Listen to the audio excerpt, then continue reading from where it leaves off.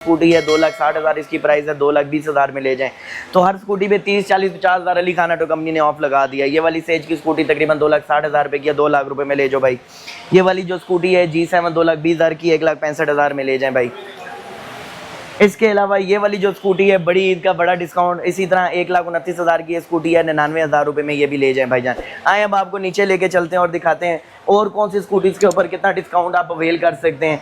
First floor तो आपको visit करा दिया, अब हम ग्राउंड फ्लोर के ऊपर आ रहे हैं और आपको दिखाने में लगे हैं कि हमारे पास और कौन से मॉडल्स हैं जिनके ऊपर आपको डिस्काउंट भी मिल जाएगा।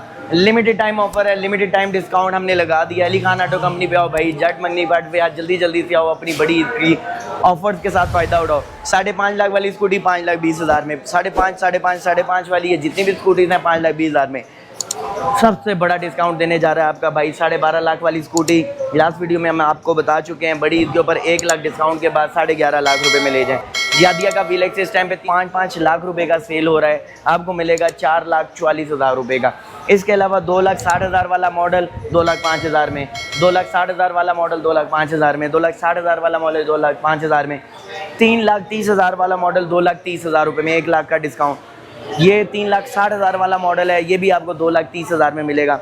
2,65,000 वाला मॉडल 2,40,000 में और 2,72,000 वाला मॉडल 2,60,000